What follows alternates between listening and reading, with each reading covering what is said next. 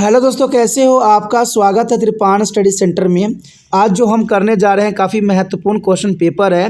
ये question paper कक्षा 12वीं के विद्यार्थियों के लिए है और ये पॉलिटिकल साइंस का है जो काफ़ी महत्वपूर्ण है एग्ज़ाम पॉइंट ऑफ व्यू से।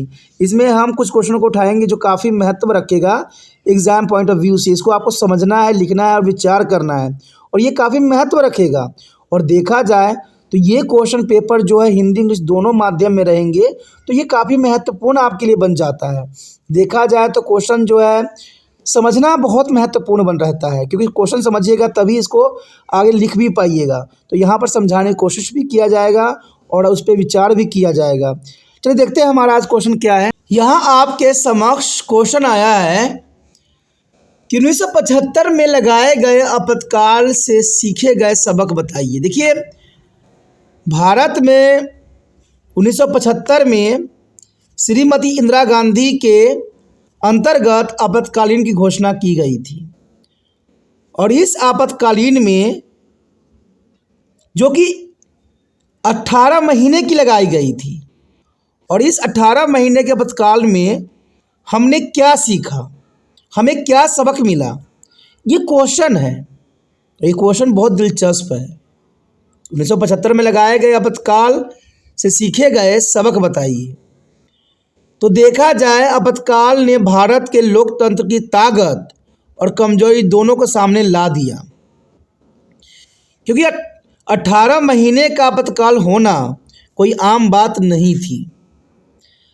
आपातकाल का एक सबक यह है कि भारत में लोकतंत्र को ख़त्म करने का बेहद मुश्किल है। ये सबक हमें मिला कि भारत के लोकतंत्र को ख़त्म करना बहुत ही मुश्किल है, क्योंकि यहाँ पर हम लोग लोकतांत्रिक मानते हैं। और ये सबक जो है हमें सीखने को मिला कि भारत का लोकतंत्र ख़त्म करना बेहद मुश्किल है।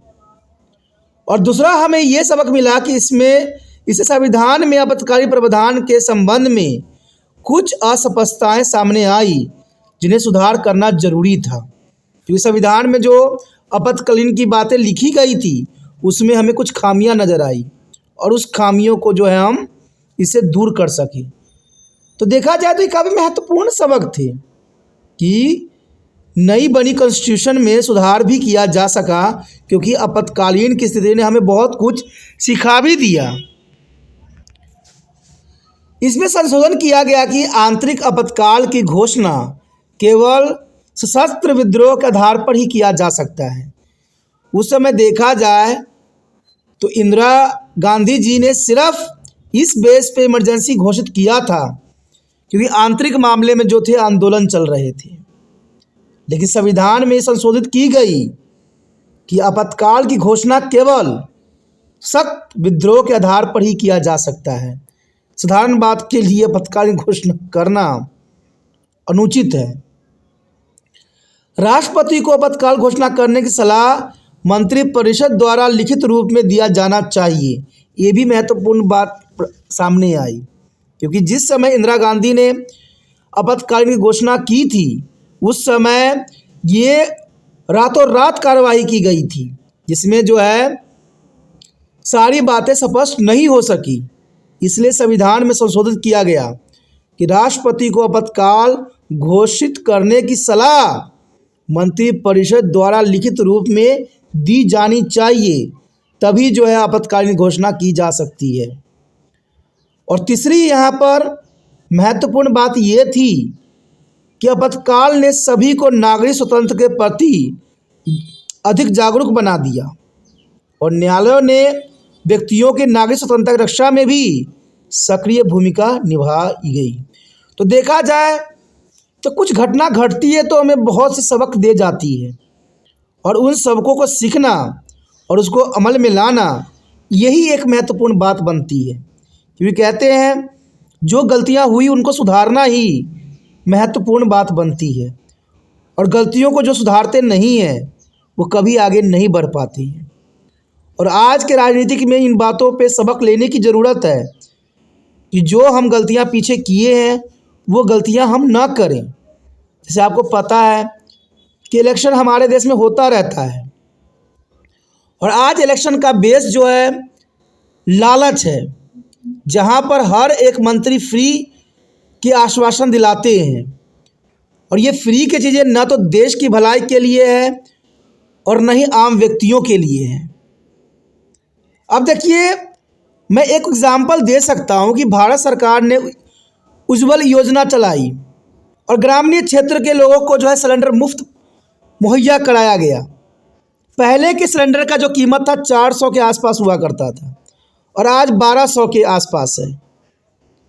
तो थोड़ा सोचिए कि उज्ज्वल योजना जो चलाई गई उसमें फ्री में सिलेंडर बांटा गया, तो इसका बोझ किस पे पड़ा? सरकार पे पड़ा कि आम व्यक्तियों पे पड़ा? सारा का सारा बोझ जो है आम जनता को उठाना पड़ा। गांव में तो उन्होंने फ्री कर दिया, गांव तो गरीबों का देश माना जाता है, और शहरों में जो व्यक्ति रोजी रोटी के लिए शहरों में आते हैं और मेहनत दिन प्रतिदिन करते हैं, उनको सिलेंडर इतनी महंगे महंगे खरीदने पड़ गए। सोचिए, विचार कीजिए, गांव में तो बंदे जीवन में कैसे भी अपना जीवन चला सकते हैं, लेकिन जो व्यक्ति गांव से निकल के शहर में कमाने आए हैं और वो भी गरीब हैं, तो उनको कैसे ये चीज़ें मुहैया हो सकेगी? शायद सरकार इस बात को एनालाइज नहीं कर रही है कि गांव, हम जानते हैं गांव हमारे देश के लिए प्राथमिकता है, लेकिन सबसे बड़ी बात है कि गांव के जितने भी पुरुष हैं वो शहरों में निवास करते हैं और शहरों में ही अपना जीवन यापन कर रहे हैं, और वो व्यक्ति गांव वाले व्यक्तियों से भी बहुत गरीब है। गांव वाले के पास चलिए ज़मीन होता है, उनके पास घर होता है रहने के लिए, तो उनको किसी तरह किराया नहीं देना पड़ता है, लेकिन यही व्यक्ति जब शहर में आते हैं तो हर तरह की समस्या होती है। मजदूरी करके आते हैं, वो 2 वक्त की रोटी इकट्ठा करे कि सिलेंडर इकट्ठा करे, क्या करे? और यही बात आम व्यक्ति नहीं समझ पाया है कि सरकार अगर किसी चीज़ को फ्री करती है तो वो चीज़ें दूसरे पे लागू कर देती है। एक जगह फ्री होता है तो दूसरी जगह उसको महंगा कर दी जाती है, और इससे जो है आपका ही ज़िंदगी बेकार बन जाता है।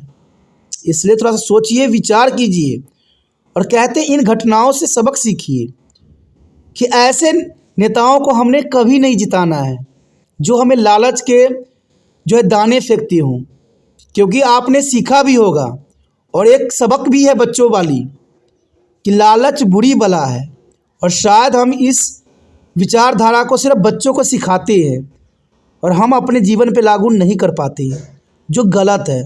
कहते हैं जब बच्चों को आप सिखाते हो कि लालच बुरी बला है, तो आप भी लालच मत कीजिए, और सरकार को साफ बता दीजिए कि हमें लालच नहीं चाहिए, हमें देश का विकास चाहिए, हमें नहीं चाहिए फ्री में कोई भी चीज़। आप सिर्फ कीमतों को कंट्रोल कर लीजिए, यही आपका सबसे बड़ी राजनीतिक हो सकती है। नहीं तो कहीं फिर से वही घटना न दोहराना पड़ जाए जो आपातकाल की घटना 1975 में देखने को हमें मिला। देखा जाए तो क्वेश्चन काफ़ी महत्वपूर्ण रहता है एग्ज़ाम पॉइंट ऑफ व्यू से।